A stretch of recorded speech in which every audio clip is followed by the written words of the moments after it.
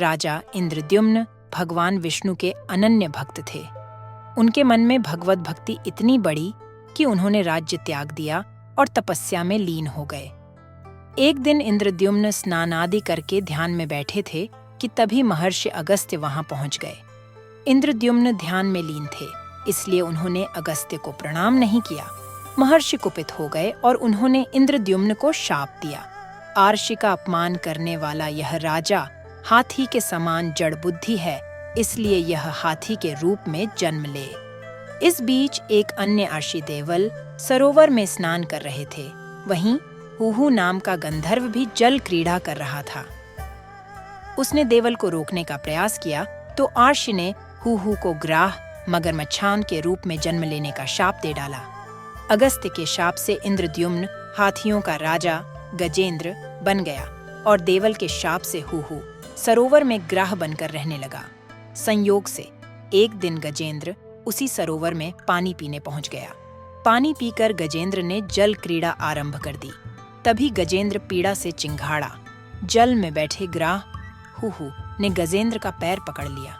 गजेंद्र ने पैर छुड़ाने का भरपूर प्रयास किया, परंतु उसे सफलता नहीं मिली। गजेंद्र छटपटाता रहा। उसके साथी गज असहाय खड़े देखते रहे। दोनों के बीच संघर्ष चलता रहा। गजेंद्र स्वयं को पानी से बाहर खींचता और ग्राह उसे भीतर खींचता। सरोवर का जल मैला हो गया।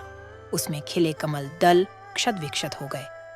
गजेंद्र का शरीर शिथिल पड़ने लगा, परंतु ग्राह जलचर था, इसलिए उसकी शक्ति में कमी नहीं आई। गजेंद्र समझ गया कि उसके प्राण संकट में हैं और यदि जल्द कोई उपाय नहीं किया गया तो उसका जीवित बचना कठिन हो जाएगा। गजेंद्र का साहस पस्त हो चुका था। उसे जब कोई अन्य उपाय नहीं सूझा तो उसने आंखें मूंद लीं। वह आंख बंद किए चुपचाप खड़ा था कि तभी पूर्व जन्म में इंद्रद्युम्न के रूप में की गई भक्ति और आराधना के प्रभाव से गजेंद्र के मन में भगवान की स्मृति जाग गई। उसे विश्वास हो गया कि अंत समय में भगवान का स्मरण करने से उसे मुक्ति अवश्य मिल जाएगी। हुहु ग्राह अब भी गजेंद्र को पूरी शक्ति से पानी के भीतर खींचने का प्रयत्न कर रहा था। उसने अपने इष्ट भगवान विष्णु की शरण में जाने का निश्चय किया। ग्राह द्वारा दी जा रही पीड़ा पर ध्यान न देकर गजेंद्र सोचने लगा, काल बड़ा बली है। ये सांप के समान बड़े प्रचंड वेग से सबको निगल जाने के लिए दौड़ता रहता है। इससे भयभीत होकर जो कोई भगवान की शरण चला जाता है उसे प्रभु अवश्य बचा लेते हैं।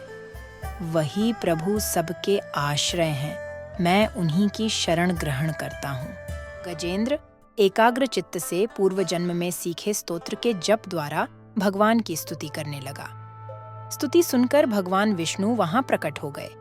गजेंद्र ने गरुड़ पर आरूढ़ भगवान विष्णु को देखा तो कमल का एक सुंदर पुष्प अपनी सूंड में लेकर ऊपर उठाया और कष्टपूर्वक कहा, नारायण जगतगुरु भगवान आपको नमस्कार है। गजेंद्र को इस तरह पीड़ित देखकर भगवान विष्णु गरुड़ की पीठ से नीचे उतरे और गजेंद्र के साथ ग्राह को भी सरोवर से बाहर खींच लाए। फिर उन्होंने अपने सुदर्शन चक्र से ग्राह का मुंह फाड़कर गजेंद्र को मुक्त कर दिया। देवल के शाप से ग्रस्त हुहु गंधर्व भी ग्राह योनि से मुक्त हो गया। उसने भगवान विष्णु की परिक्रमा की और उनके चरणों में प्रणाम करके अपने लोक को लौट गया। भगवान विष्णु ने गजेंद्र का उद्धार कर उसे अपना पार्षद बना लिया। उसकी स्तुति से प्रसन्न होकर भगवान विष्णु ने कहा, हे गजेंद्र, जो लोग ब्रह्म मुहूर्त में उठकर तुम्हारी की हुई स्तुति से मेरा स्तवन करेंगे, उन्हें मैं मृत्यु के समय निर्मल बुद्धि का दान करूंगा। गजेंद्र द्वारा की गई यही स्तुति गजेंद्र मोक्ष पाठ कहलाती है।